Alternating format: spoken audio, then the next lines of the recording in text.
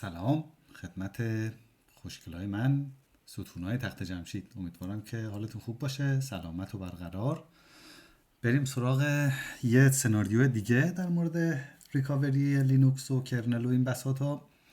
سناریوی یه مقداری شبیه سناریوی اول، فکر کنم اول دوم، ولی خب توی حالت دیگه است و ببینیم که اینو چی کار باید بکنیم، چه جوری باید ریکاورش کنیم. باز دوباره با لایو ایمیج میایم بالا و عملا ریکاور میکنیم، ولی خب بعدی نیست این سناریو رو هم ببینین. خیلی چیز پیچیده ای نیست، به این شکل که شما با اپت میزنی کرنل و مرنل و همه چیز رو پاک میکنی میره و بعدی نیست اینم ببینین. من لینوکسم رو بیارم بالا، یک دانه SSH هم ازش بگیریم، نیزر بزرگترش کنم. اوکی، خب من سویچ یوزر بکنم به روت و اینجا ببین ما قبلا زدیم زیر اسلش ال، بگیرم زیر اسلش بوت. ما قبلا زدیم این وی ام لینوز رو پاک کردیم، بعد اومدیم با این کرنل قدیمی اومدیم بالا، بعد ریکاور کردیم، بعد زدیم این قدیمی رو هم پاک کردیم، با لایو اومدیم بالا، بعد رفتیم این اینیت آر دی رو زدیم پاک کردیم، بعد نمیدونم سیمبولیک لینک ها رو درست کردیم و از این داستانا.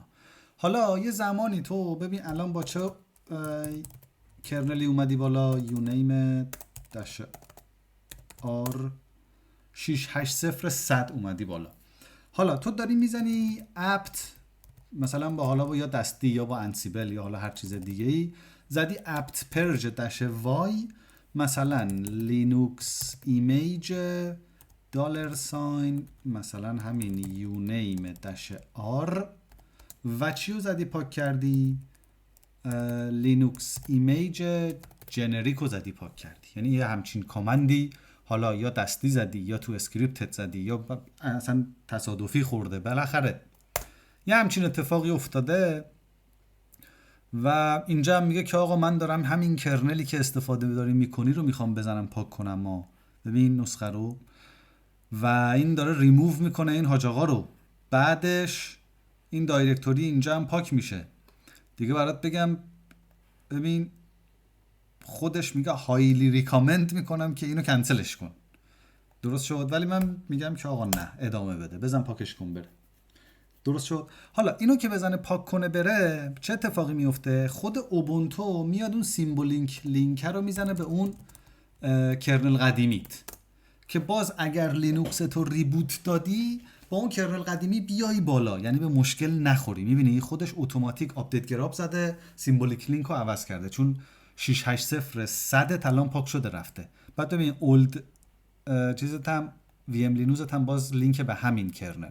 حالا تو اگر اینو ریبوت بدی الان اینجا چه اتفاقی میفته؟ هیچ اتفاقی نمیفته. چرا؟ چون لینک به اون کرنل قدیمی و بالاخره او است میاد بالا. یعنی ببین الان ریستارت داره میخوره و چرا اینجوری حرف میزنم و او است میاد بالا. SSH هم بگیری چی میشه؟ یونیم داش آر بزنی الان ببین با 60888 اومده بالا. حالا تو اگر دوباره این کامندو بزنی و بگی آقا الان این نسخه رو هم بزن پاک کن بره، دوباره همون ارور همون مسیج رو بهت بده، بگی که آقا مطمئنم بزن پاک کن بره، چه اتفاقی میفته؟ میشه یه همچین حالتی ls-l بگیر زیر اسلش بوت. ببین تو نه دیگه اینیت آردی داری، اینیت رمفس داری، نه وی ام لینوزی داری، نه سیمبولیک لینکی داری، هیچی نداری. ببین حالت قبلیه رو اینجا نگاه کن، شما دوتا سیمبولیک لینک داشتی، قشنگ وی ام لینوزات موجود بود، نمیدونم لینکات موجود بود، ولی الان چی شده؟ هیچی دیگه نداری. عملا انگار زدی زیر اسلش بوتت هر چی داشتی و نداشتی و پاک کردی رفته. حالا اگه اینو ریبوتش بدی، ببین این وقتی ریبوت بخوره دیگه بهت پیغام نمیده، این مستقیم میره تو گراب. اوکی، حالا باید تو یه جوری اینو ریکاورش کنی. چی کار میکنی؟ لایو ایمیج اوبونتو رو میذاری یا علی سری ch روت میکنی. قبوله؟ میای اینو شاتدانش میکنی. خدا نگهدار. میام اینجا میگم آقا ساتا سی دی رام لایو ایمیج رو به هم بده، اپلای کن، بیا اینجا بوت آپشن اینو بذار روی ساتا، اولم از روی سی دی بوت شو، اپلای و تمام. روشن میکنی میای بالا. میگم آقا همینو به هم بده.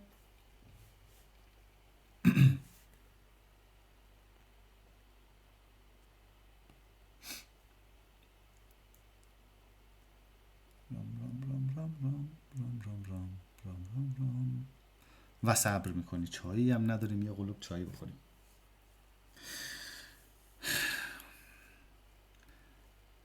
این کلاودش هم بیاد. خب میام پایین، میرم دوباره روی اینو بزرگترش کنم، میرم روی هلپ اینتر، میگم آقا اینتر شل رو به هم بده. درست شد. چی کار میکنم؟ LSPLK میگیرم. بله این اوبونتو وی جی LV رو دارم. قبوله؟ میگم آقا اولین کار ماونت کن. چی رو؟ /dev mapper اوبونتو وی جی LV 0 زیر MNT. درست شد؟ بعد چی کار کن؟ ماونت کن /dev VDA 2 زیر /MNT boot. ls بگیر زیر /MNT boot. میبینی که همین 4 تا دونه فایلی که داشتی فقط وجوده دیگه، اصلا CH در از سیم لینک و از این بساطا وجود نداره. فور معروفمون رو میزنیم، میگم for d in کجا /dev /dev pts /proc /sys /run.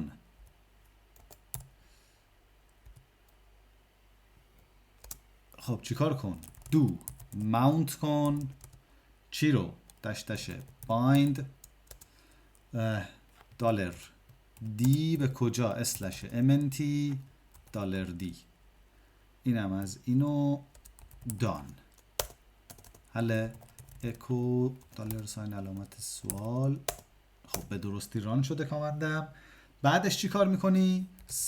ch root میکنی زیر /mnt. درست شد؟ میای میگی آقا apt update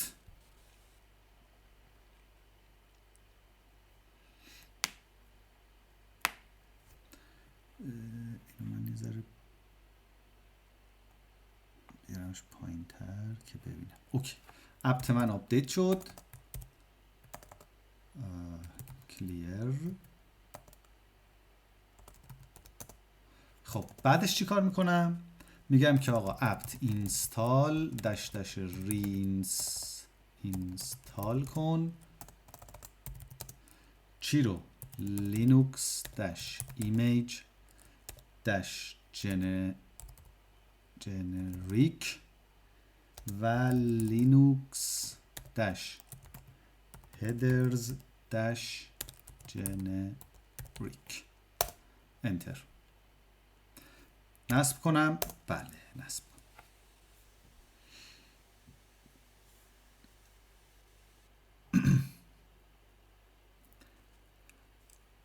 680/124 رو گرفته. حالا میتونستی اینجا جلوش ورژن هم بدی که دقیقاً همون نسخه رو برات نصب کنه، ولی حالا مهم نیست. ما فقط میخوایم OS بیاد بالا و OS که اومد بالا، حالا میتونی دیتا تو اصلا یه دونه سرور جدید بیاری بالا، دیتا رو انتقال بدی رو اون سرور جدید. میتونی هم با همین چک و تیکش بکنی اگه همه چیزش سر جاش بود که اوکیه. اگرم نه که دیگه شل میتونی ازش، یعنی SSH میتونی بگیری و بعدش میتونی نسخه مورد نظر خودتون نصب بکنی همینجوری که زدیم نصب کردیم و بعدش هم سیم لینک رو عوض کنی. تموم شد و رفت. خب این نصب شد. الان چه خبره؟ ls بگیرم زیر الان کجام؟ pwd زیر اسلشم. ls میگیرم زیر boot. چی دارم الان؟ یه دونه initRD ایمیج دارم، یه دونه initRD ایمیج 608/124 دارم، یه دونه VM لینوز 608/124 دارم. به نظر چیزایی ساخته شده ها. ls-l بگیرم زیر /boot چه خبره؟ این شکلیه. ببین سیم لینک ها و اینا هم اتوماتیک ساخته شده برات. ولی برای اینکه مهم یعنی خیالت راحت باشه، یه دونه آپدیت گرا به هم میزنم که خیالم راحت باشه بره ببینه گرام منو جنریت بکنه.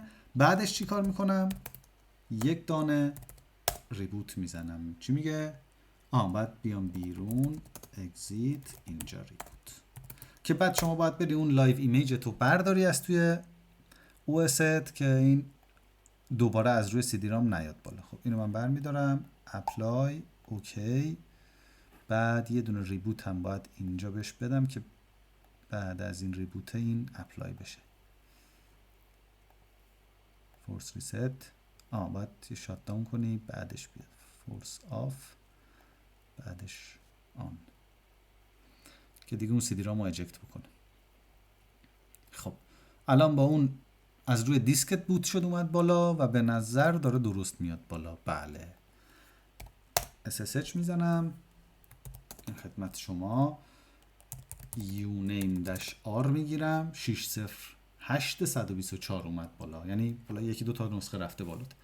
ما با چند بودیم؟ 608-100 بودیم فکر کنم. آره شده 124. حالا خیلی مهم نیست اون مسئلهش.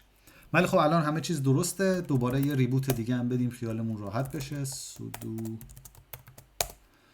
این هم یه ریبوت دیگه و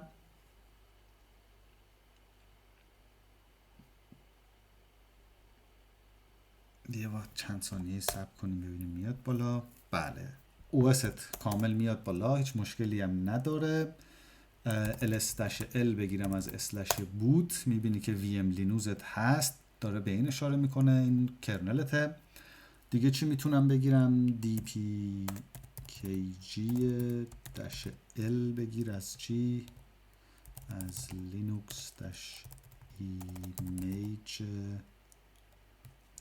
استار یا همچین چیزی بزنیم. آره دیگه این پکیج ها اینستال شدن. اینا درست شد. اینو مثلا پایپش کنم grep ii. آره این دو تا دونه پکیج که نیاز داشتیم نصب شده و عملا شما در اصل چیکار کردی؟ لینوکس تو ریکاور کردی و با لایو ایمیج اومدی بالا و ریکاوری تو انجام دادی و بعدش هم اجکت CD و بعدش هم ریبوت و همه چیز خوب و خوشحال و سلامت. اینم یه سناریو میتونه باشه. یه موقعی اگر زدی همه چیزها رو اینجا، یعنی هم این سیم لینک ها رو، هم نمیدونم این اینیت آرد ایمیج رو، هم VM لینوزا رو، همه چیز رو زدی پاک کردی، با لایو ایمیج اینجوری میتونی برش گردونی. اوکی اینم از این تا اینجا. اینم یه سناریو خدمت شما باشه تا ایشالله ببینیم خدا چی میخواد. دمتون گرم که نگاه میکنین، خیلی ممنون که فالو میکنین و از این ماجراها.